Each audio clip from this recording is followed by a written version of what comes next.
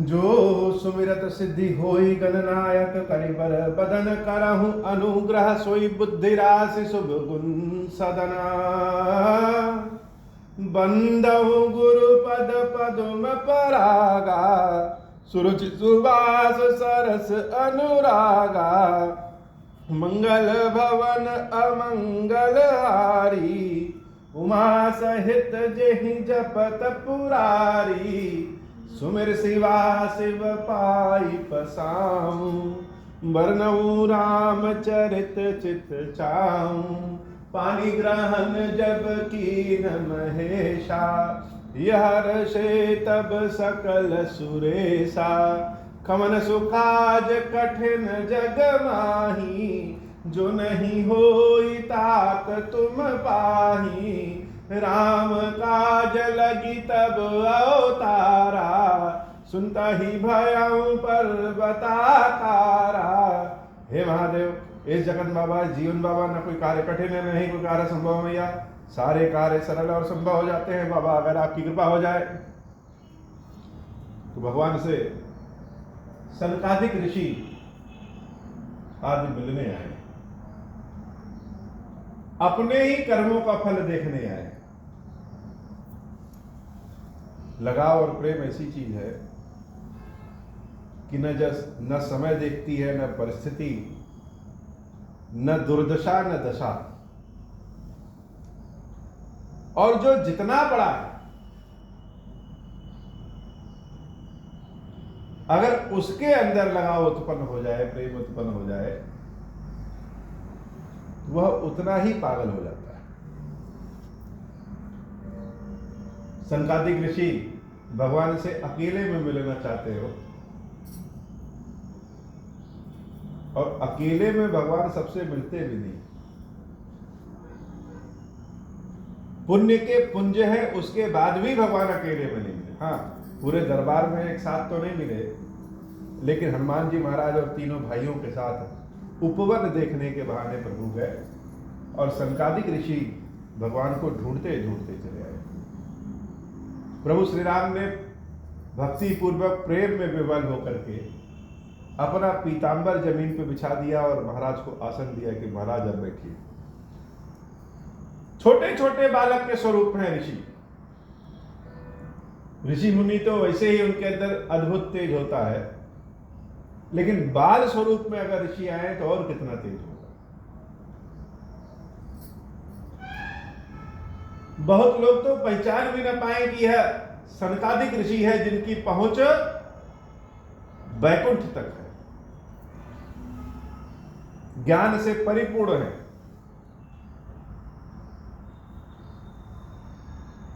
बहुत लोग तो पहचान ही नहीं पाए।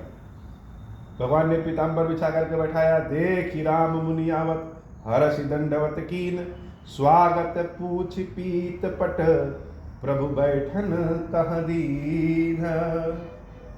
अब प्रभु जब दंडवत कर रहे हैं तो उनको देखा देखी तीनों भाई भी दंडवत किए कि रामचंद्र जी अगर स्वयं किसी को प्रणाम कर रहे हैं तो वह साधारण इंसान तो होगा नहीं।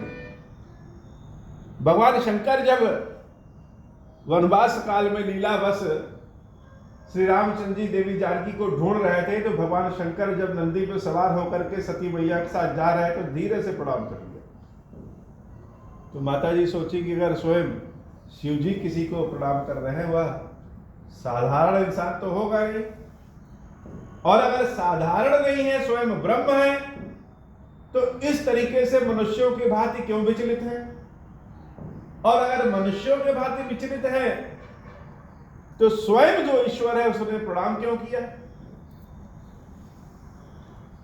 ऐसे जब रामचंद्र जी सनकादिक ऋषियों को प्रणाम करते हैं तो तीनों भाई सोचते हैं कि इतने बालक और भगवान प्रणाम कर रहे हैं लेकिन भगवान प्रणाम कर रहे हैं इसका मतलब यह कोई बहुत ही पहुंचे हुए लोग। तीनों भाई दंडवत प्रणाम करते हैं और हनुमान जी महाराज भी प्रणाम करते हैं तो तीनों भाई और हनुमान जी सब बड़े सुखी हो गए हो। कीन दंडवत तीनों भाई सहित पवन सुत सुख अधिकाई। क्या हो गया? सुख में वृद्धि हो गई। किसी के सामने तने हुए खड़े रहिए और किसी योग्य व्यक्ति को देख करके प्रणाम कर दीजिए, तो प्रणाम करने पे सुख ज्यादा मिलता है। तने खड़े हुए रहेंगे तो मिलना कुछ नहीं है, बस अपनी अकड़ एक रहेगी कि हम तो तने खड़े हैं, झुक नहीं सकते। और अगर प्रणाम करेंगे, झुक जाएंगे, तो मिलना ही मिलना है। तो तीनों भाई हनुमान जी और प्रसन्नचित हुए। कीन दंडवत तीनों भाई, सहित पवन सुत सुख अधिकाई। मुनि रघुपति छवि अतुल बिलोकी, भय मगन मन सके न रोकी। और इधर मुनियों का क्या हाल है? वह तो राम को देखने आए थे कि राम जी हैं कैसे, दिखने में कैसे लग रहे हैं।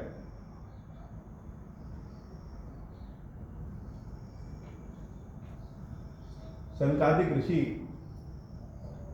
के मन में जब बहुत तीव्र इच्छा हुई कि भगवान विष्णु के दर्शन करें, और भगवान विष्णु के दर्शन करने जब जा रहे थे और वैकुंठ के द्वार पर द्वारपाल जय और विजय ने रोक दिया,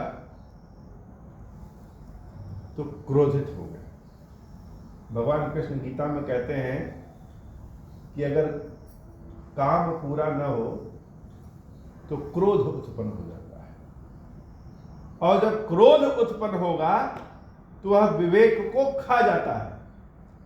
विवेक का क्या काम है? विवेक का काम यह है कि बुद्धि का प्रयोग कहां करना है, कौन सा व्यवहार करना है, कौन सा नहीं करना। तो बड़े से बड़ा व्यक्ति भी, जो व्यक्ति जितना बड़ा होगा उसका क्रोध भी उतना भारी होगा। अगर काम पूर्ण नहीं हुआ तो क्रोध उत्पन्न होगा, और क्रोध उत्पन्न होगा तो सबसे पहले वह उस व्यक्ति के विवेक को खा जाएगा। और जब विवेक को खा जाएगा तो क्या करना चाहिए, क्या उचित है, क्या अनुचित है, यह समझ में नहीं आएगा। तो सनकादिक ऋषि मस्त भाव में आ रहे हैं कि आज विष्णु जी से मिलेंगे।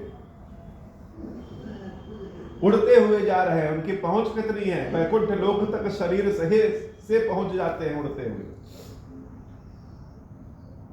और वैकुंठ के दरवाजे पे पहुंच के जय और विजय ने रोक दिया कि महाराज रुकिए, पहले प्रभु से पूछ लें कि दर्शन देंगे कि नहीं देंगे।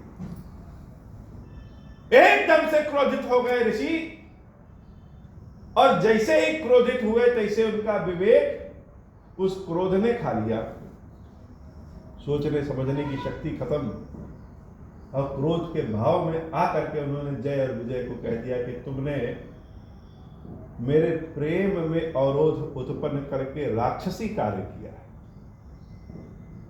इसलिए जाओ तुम दोनों 3 जन्म तक राक्षस हो जाओ। अभी एक नहीं, 3 जन्म तक।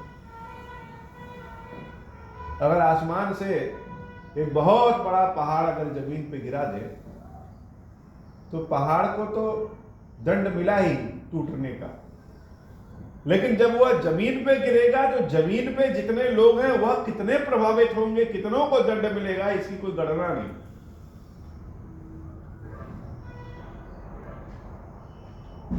अब भगवान विष्णु के द्वारपाल भी विष्णु ही स्वरूप के होंगे, और विष्णु के अंश को, जय और विजय रूपी विष्णु के अंश को सनकादिक ऋषियों ने श्राप दे दिया कि तुम राक्षस बन जाओ।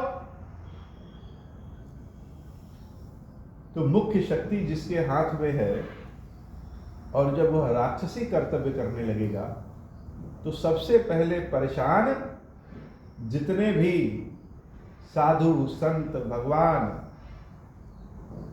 के भक्त मनुष्य आदि जितने भी सही कर्म करने वाले हैं, सबसे ज्यादा उन्हीं को परेशान करेगा।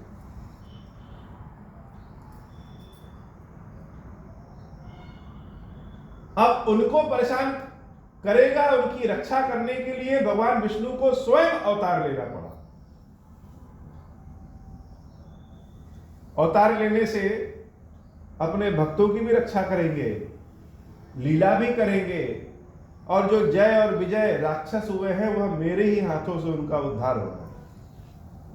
छोटी सी गलती, इच्छा की मिलने का भगवान से, और बीच में किसी ने उत्पन्न किया, अवरोध उत्पन्न किया, क्रोध आया और श्राप दे दिया। अब भगवान विष्णु जब राम जी के स्वरूप में जन्म लिए, प्रकट हुए हैं, तो आज संकादिक ऋषि उन्हीं राम को देखने आए हैं कि एक बार चल करके देखे तो। भगवान के भक्तों से अगर कुछ गलती भी हो जाए तो वह भी अंततो गत्या लाभ ही देता है। यह भगवान के भक्तों की एक अद्भुत बात होती है। क्रोधवश किसी को श्राप भी दे दे, एक झापड़ मार भी दे, अपमान भी किसी का कर दे, तो क्षणिक लगता है कि नुकसान हुआ है, लेकिन दीर्घकालिक फायदा ही होता है। क्योंकि भगवान के भक्त लालचवश किसी पे क्रोध नहीं करते।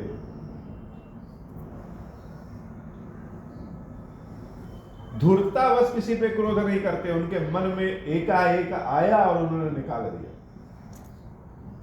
तो भगवान के भक्त हैं तो सारी देखभाल तो भगवान ही करेंगे। संकादिक ऋषियों ने बड़े अधीर होकर के राम जी का दर्शन करने आए कि मेरे कारण भगवान को कष्ट हुआ, और मन में लालच भी है कि मेरे कारण भगवान ने शरीर रूप में उपस्थित हुए राम जी के स्वरूप में एक बार चल करके प्रभु को देखे। सारा दुनिया तो तृप्त हो गया। गलती की है संकादिक ने, लेकिन तृप्ति सारी दुनिया को हो गई। उनके एक श्राप के कारण भगवान के दर्शन कितनों को मिले। दंड कारण जैसे दुरूह जंगल में, पहाड़ियों के खोह में जहां कोई न जाए, वहां भी प्रभु पैदल चल करके सबको, एक एक व्यक्ति को दर्शन दिए। मनुष्य तो मनुष्य, बानर, भालू, राक्षस आदि सबको प्रभु ने दर्शन दिए। आज उन्हीं राम के स्वरूप को जब देखने आए, बालक बन करके देखने आए हो। ज्ञानी बनकर के भगवान को कोई देख ही नहीं पाएगा। बालक बन करके देखने आए और देख रहे हैं मुनि रघुपति छवि अतुल बिलोकी। कैसे देख रहे हैं? अतुल बिलोकी। छवि कैसी है? रघुपति छवि अतुल बिलोकी। यह तो रघुपति की जो छवि है अतुलनीय है। स्वयं भगवान विष्णु ने अवतार लिया है, लेकिन भगवान विष्णु से भी अतुलनीय है, ऐसी छवि है। इतनी सुंदर छवि। एक तो भगवान इतने सुंदर है, और दूसरा देखने वाले की आत्मा इतनी सुंदर है। भोजन कितना भी स्वादिष्ट हो, लेकिन खाने वाले की भूख उस भोजन को और स्वादिष्ट बना देती है। मन में चाहत है तो प्रेम अपने आप और बड़ा हो जाता है, और प्रेमी उस प्रेम से भी बड़ा हो जाता है। तो एक तो संकादिक ऋषि आदि स्वयं भूखे भगवान के छवि के, क्या भगवान को देख के आए। जिन विष्णु ने अवतार लिया है वह है कैसे, और बाल स्वरूप में, बालक स्वरूप में आए हैं। तो बालकों को जब कोई अच्छा लगता है तो एक टक देखते रहते हैं। मुनि रघुपति छवि अतुल बिलोकी, भय मदन मन सके न रोकी। वह चारों ऋषि बड़े मन से मगन हो गए, और उनकी मगनता उनके चेहरे पे दिखने लगी। रोक नहीं पाए अपने मन को। भगवान की ऐसी छवि, ऐसी सुंदर छवि, और आज हम दर्शन करने को पा गए, यह बड़ी बात है। कितनी बड़ी कृपा प्रभु की है। और भगवान ने स्वयं अपने हाथों से पीतांबर बिछा करके आसन दिया और बैठाया और दर्शन दे रहे हैं। इतना सुंदर स्वरूप एक टक देख रहे हैं। मन के विचार, मन के भाव मन में नहीं रोके जा रहे हैं, और सब चेहरे पे आ जा रहे हैं। उधर तीनों भाई यह सोच रहे हैं, अरे यह स्थिति इतने ऋषि महर्षि ज्ञानियों की है, हनुमान जी महाराज मगन है, भगवान के भक्तों को देख करके भक्त और मगन हो जाते हैं।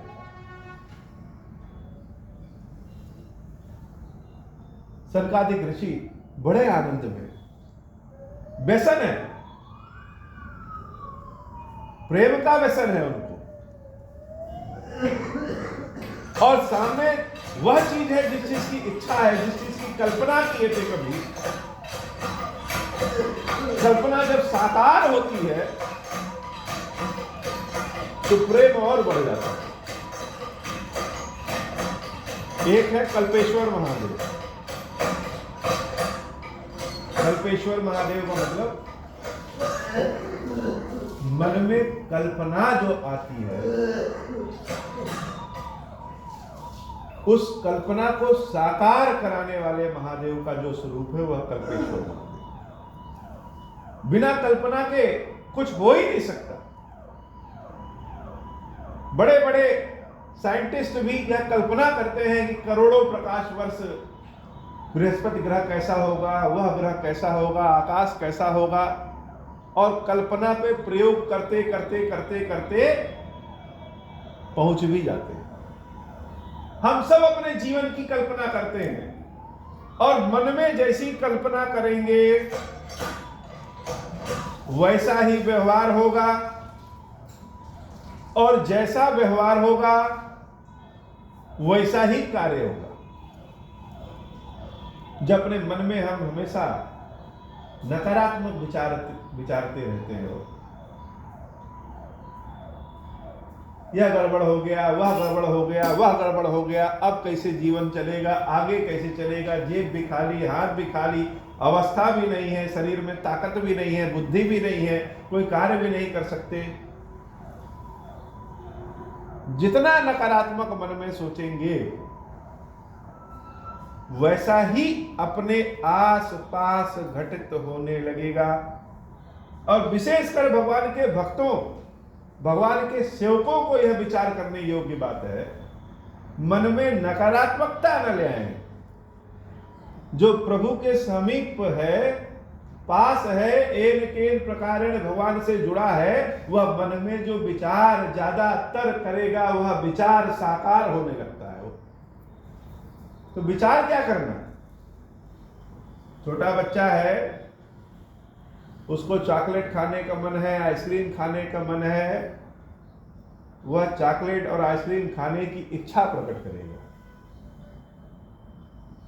उसके पिताजी के पास धन है कि नहीं है यह विचारे नहीं करता, इच्छा प्रकट करता है। और किसी भी तरह से उसके माँ बाप उसको ला करके उसको वह चॉकलेट आइसक्रीम खिलौना जो देने लायक होता है वह देते। तो जब मन बालपन की तरह रहेगा और हम गाते हैं त्वमेव माता च पिता त्वमेव, हे प्रभु तुम ही पिता हो, तुम ही माता हो, तुम ही बंधु हो, तुम ही सखा हो, गाते तो हैं लेकिन व्यवहार में यह नहीं ला पाते। व्यवहार में तो सारा बोझ अपने ही सर पे ला देते हैं कि हम ही पूरा परिवार चला रहे हैं, हम ही पूरा संसार चला रहे हैं, और जिस दिन हम नहीं रहेंगे उस दिन सबका क्या। पता नहीं कितने महान से महान लोग आए और चले गए। संसार तब भी चलता था और संसार अब भी चल रहा है।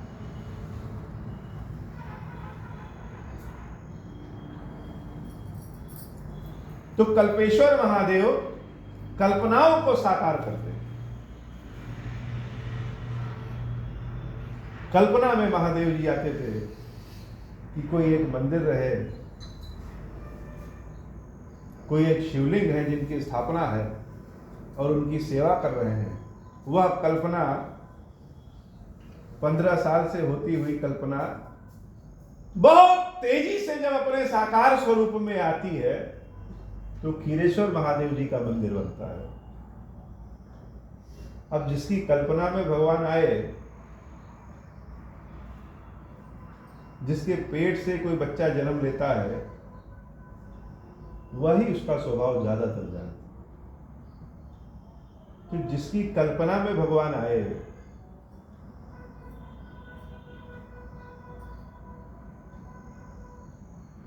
वो भगवान भी उसी के अनुसार कार्य करते हैं।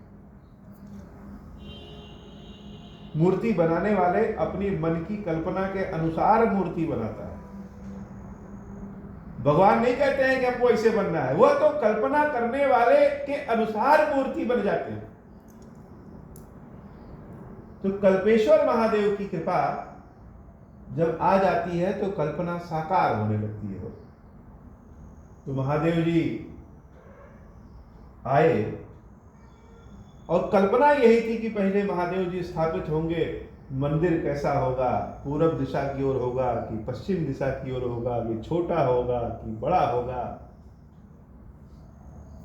मंत्रों से उनकी विधिवत सेवा होगी कि असुरों से सेवा होगी कि जल से सेवा होगी, चारों टाइम भोजन मिलेगा कि एक टाइम मिलेगा, यह कोई नहीं जानता था, इसकी कल्पना नहीं थी।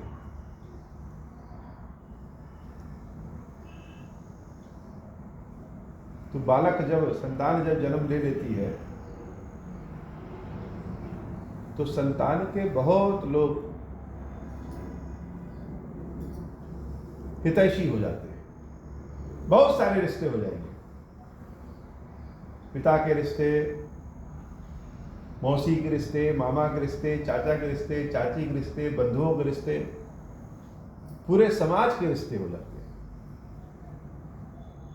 और सबकी मिली जुली शिक्षाओं के अनुसार संतान आगे बढ़ती है। मन लायक हो गई तो बहुत बढ़िया, और मन लायक नहीं हुई तो सबसे पहले दोष माता और पिता के, और मन लायक नहीं हुई तो सारा दोष उस संतान को पैदा करने वाले माता का। समाज कभी भी दोष अपने ऊपर नहीं लेता।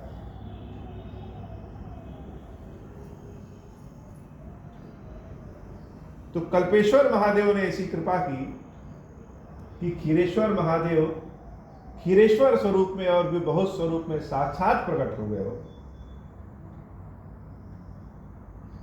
अब एक मेरी कल्पना में आने के कारण भगवान आए,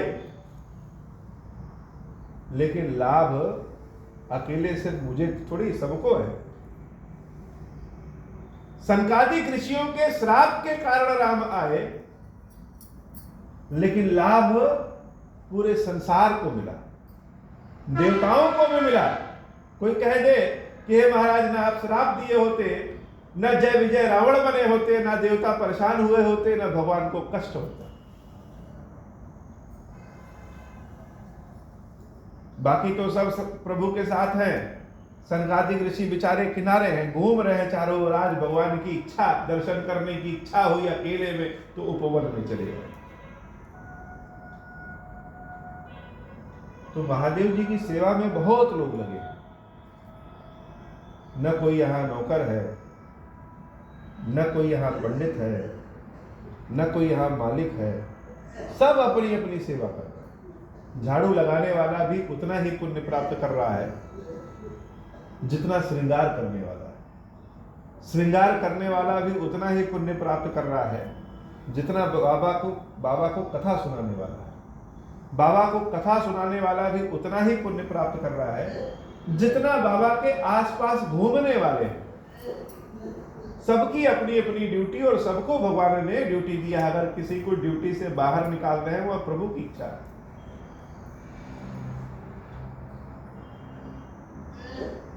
तो जब जब कल्पेश्वर महादेव मजबूत रहेंगे, हमारे स्वप्न साकार होते रहेंगे। तो मंदिर तो बाबा आप स्थापित हो गए, ऐसे ही एक और स्वप्न है कि आपके शिखर को स्वर्ण का शिखर, सोने का शिखर बनाए। यह कल्पना भी कल्पेश्वर महादेव सफल करेंगे। तो अपनी कल्पना, अपने कर्म का फल जब राम के स्वरूप में सनकादिक ऋषियों ने देखा तो देखते रह गए कि आज भगवान कितने सुंदर स्वरूप में।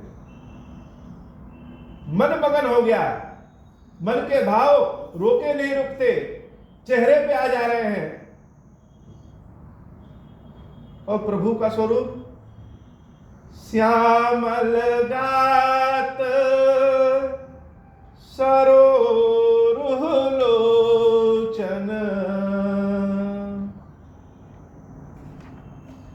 शरीर श्याम शरीर कहते हैं। श्याम शरीर का भगवान का शरीर क्यों होता है? वह गोरे हो सकते हैं, पीले हो जाए, लाल हो जाए, श्याम रंग क्यों होते हैं? यह भी भक्तों के कल्याण के लिए होता है।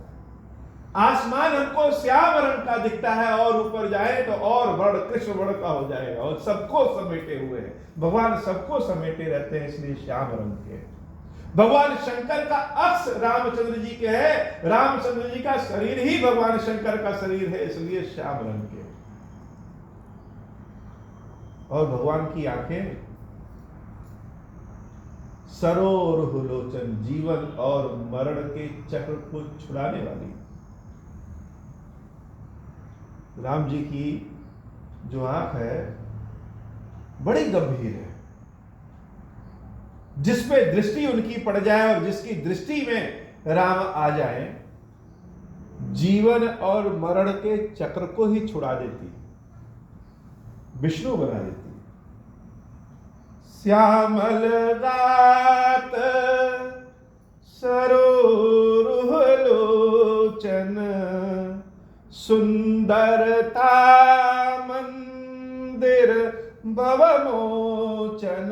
और सुंदरता ऐसी है कि जीवन मरण के चक्र को ही नहीं छुड़ाएगी, जीवन के भी कष्ट का भय नाश कर देगी। ऐसा नहीं है कि मरने के बाद ही भगवान कृपा करेंगे, इस जीवन के कष्ट को भी भगवान दूर करते। इतना सुंदर स्वरूप है, सुंदरता के मंदिर है ईश्वर हो। एक टक रहे निमेष न लावहीं, प्रभु कर जोरे शीस नवावहीं। कोई परीक्षा दीजिए और समय समाप्त हो जाए, केवल 5 मिनट वाली घंटी बजे टन से, और प्रश्न हमारा अधूरा है, तो लिखने में इतने व्यस्त हो जाएंगे कि कुछ इधर उधर का कोई झनक भलक नहीं। भगवान के दर्शन कर रहे हैं, जैसे लग रहा है बस वही 5 मिनट का समय है, इसी समय में भगवान के दर्शन भी कर लेना है। भगवान की छवि जिसको हम दर्शन कर रहे हैं उसको अपने हृदय में छाप भी लेना है, भगवान से बात भी कर लेना है, भगवान को अपने अंक में ले लेना है। 5 मिनट में सब कर लेना है। घंटी बज चुकी है, कब जीवन समाप्त हो जाए पता नहीं। आज राम के दर्शन कर रहे हैं, कल कर पाए कि ना कर पाए, करने की इच्छा रहे भी कि ना रहे। शबरी अम्बा जब राम जी के दर्शन करती हैं तो दर्शन करने के बाद इतनी भाव विभोर हो जाती है कि पूरे जीवन का कष्ट 1 सेकंड में जब उड़ जाता है तो अब कुछ देखने की इच्छा राम तुम्हारे दर्शन करने के बाद रही नहीं, और अपने शरीर को भस्म कर दे। देखने की इच्छा इसी 5 मिनट में सब करना है। एक टक पलक भी गिरने का आदेश नहीं है। संतादिक ऋषि अपने पलक भी नहीं गिरा रहे हैं। एक टक रहे निमेष न लावहीं, कोई बीच में ना आए। नहीं तो एक बार श्राप दिए थे जय विजय को, आज ऋषियों और भगवान के बीच में अगर कोई आए तो दोबारा शायद इससे भी भयंकर श्राप दे दे। प्रेम अंधा होता है, बहरा भी होता है और ज्ञानी भी होता है। तो आज तो पलकों को भी आदेश नहीं है कि झपको, खड़े रहो। एक टक रहे निमेष न लावहीं, प्रभु कर जोरे शीस नवावहीं। और भगवान क्या कर रहे हैं? भगवान तो हाथ जोड़ करके सिर नवा करके खड़े हो गए हो। उस दिन वैकुंठ में आपको देखने की इच्छा थी, आप आए थे। क्षमा करिएगा ऋषियों, भगवान की विनम्रता कैसी, मन ही मन कह रहे हैं कि क्षमा करिएगा ऋषियों। उस दिन वैकुंठ का दरवाजा था और दरवाजे पे जय और विजय खड़े थे, आपको आने में समय लगा और उन्होंने आपसे मेरी मुलाकात नहीं करवाई, क्षमा करिएगा। इसलिए भगवान आज उपवन में है कि कोई दरवाजा ही नहीं है और कोई द्वारपाल ही नहीं। भगवान शीश नवा के खड़े हैं। स्वयं रामचंद्र जी जिसके सामने लोग शीश नवाते हैं, वह राम शीश नवा करके उन ऋषियों के सामने, अपने भक्तों के सामने खड़े हैं कि क्षमा करिएगा, इतने दिन आपको इंतजार करना पड़ा हमसे मिलने के लिए। बैकुंठ में दरवाजा था और जहां आप मिलने आए हैं यहां दरवाजा नहीं। हाथ जोड़ करके खड़े और ऋषि बालक की भांति एकटक देख रहे हैं। कभी आंसू आ जा रहा है, कभी मुस्कुरा रहे हैं। क्या कर ले, यह आंख ही हमारी ऐसी जिसमें भगवान को संभाले हो। मीराबाई ने ऐसे नहीं लिखा, बसो मेरे नैनन में नंदलाल। कितनी बार तुमको देखे। और जब चेहरे का रंग और रंगीन हो जाता है, गुलाबी हो जाता है, लोग बार बार मीरा से पूछते हैं कौन है, किसको देखने के कारण तुम्हारा चेहरा इतना रंगीन हो गया। कहां कहां जवाब दे, किससे मिलने गई थी, इतनी रात में, इतने दिन में किससे बात हो रही है। सबका जवाब नहीं दे सकते, इसलिए मीरा ने बड़े भाव से कहा कि हे कृष्ण, बसो मेरे नैनन में नंदलाल, मेरी आंखों में ही बस जाओ। जो हमसे बात करे वह पहले तुमको देख ले और अगला प्रश्न पूछना ही बंद कर दे। कहां कहां जवाब दे, किसको किसको समझाएं। तो संकादिक ऋषि एक टक है, भगवान को जैसे समाहित कर लेंगे अपनी आंखों में। उनकी दशा को देख करके राम की भी आंखों से आंसू गिरने लगे। हे महर्षियों, क्षमा करिएगा, मेरे द्वारपाल ने आपको रोका था, क्षमा करिएगा, उनको भी क्षमा करिए और हमको भी क्षमा करिए। तिन कहे दशा देखी रघुबीरा, स्रवत नयन जल पुलक शरीरा। भक्त को देख करके भगवान का शरीर भी पुलकित हो गया और भगवान भी रोने लगे। भगवान भी रोने लगे। कर गही प्रभु मुनि बर बैठारे, परम मनोहर बचन उचारे। अपने हाथों से मुनियों को पकड़े और प्रेम पूर्वक बैठा रहे हैं। हाथ का स्पर्श पाए तब जाकर के मुनियों को कुछ ध्यान आया। वह तो सब भूल गए थे।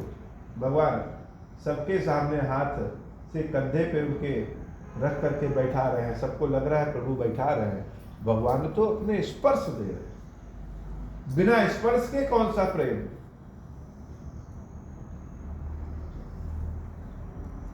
बिना स्पर्श के कोई संवेदना ही नहीं। तड़पते रह जाएंगे, जैसे लगा कोई प्यासा हो, जल सामने रखा और न पीने को मिले।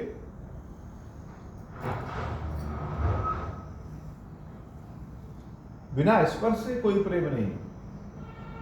स्वयं स्पर्श करने नहीं जा सकते, इसलिए भगवान स्वयं स्पर्श करके बैठाते हैं कि बैठिए महाराज,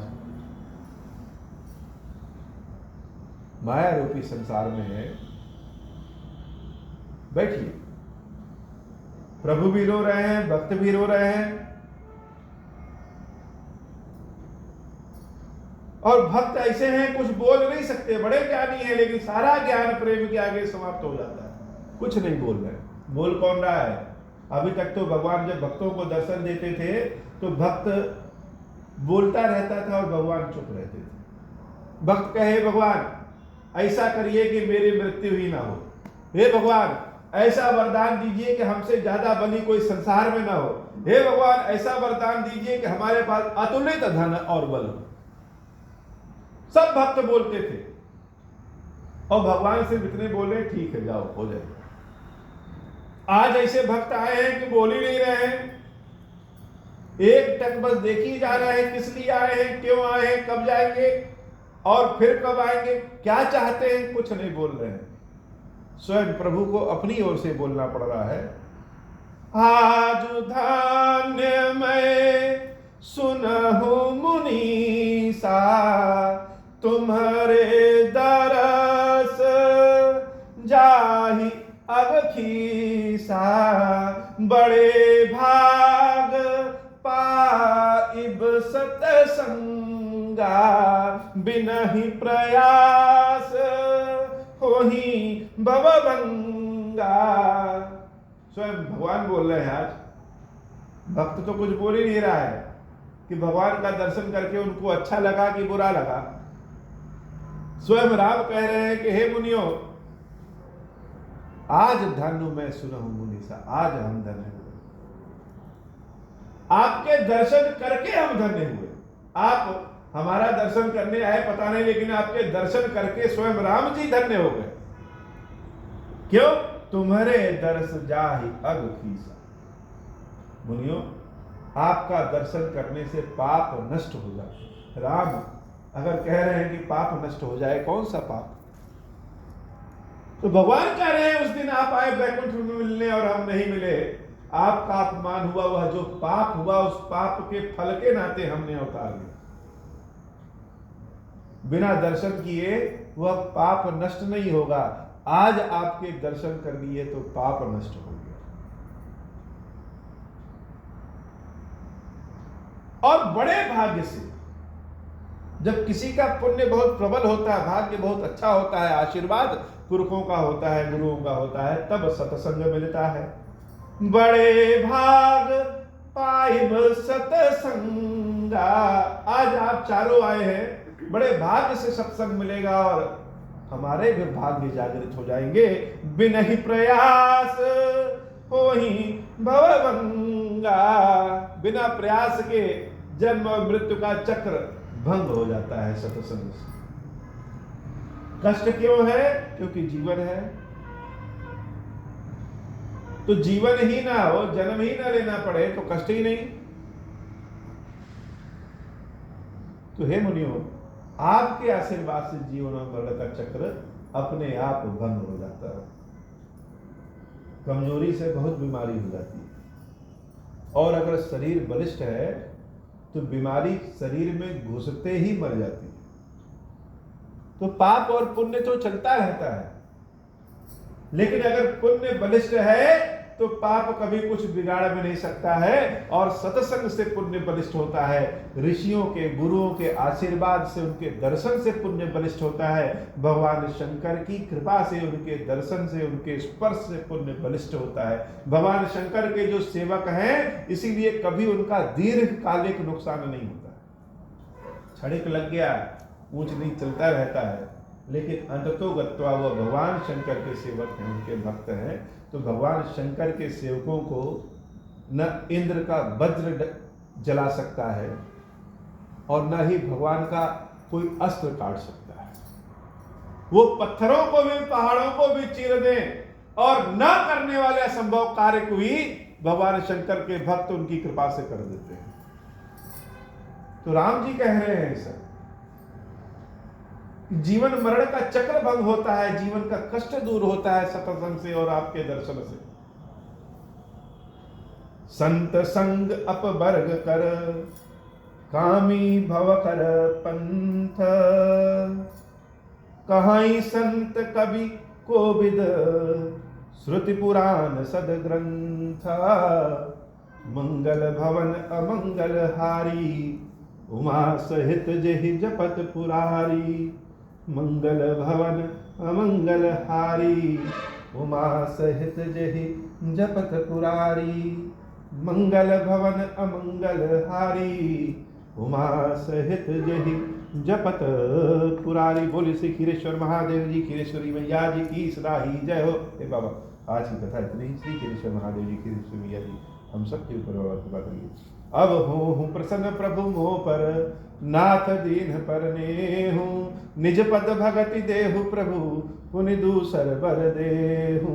तब माया वश जीव जड़, संतत फिरहि भुलाना, हम पर क्रोध न करिय प्रभु, कृपा सिंधु भगवान। शंकर दीन दयाल, अब हम पर हूँ कृपाल, साप अनुग्रह हो जहि विधि, नाथ थोरहि काल। दीन दयाल विरुद्ध संभारी, हरहु नाथ मम संकट भारी। जय विधि होई नाथ हित मोरा, करहु सुबेद जानि दास मैं तोरा। राम राज बैठे त्रैलोका, हर्षित भय गए सब शोका। मंगल भवन अमंगल हारी, उमा सहित जहि जपत पुरारी। बोली श्री खीरेश्वर महादेव जी, खीरेश्वरी मैया जी की सदाही जय हो। महादेव शिव शंभु। ओम श्री राम।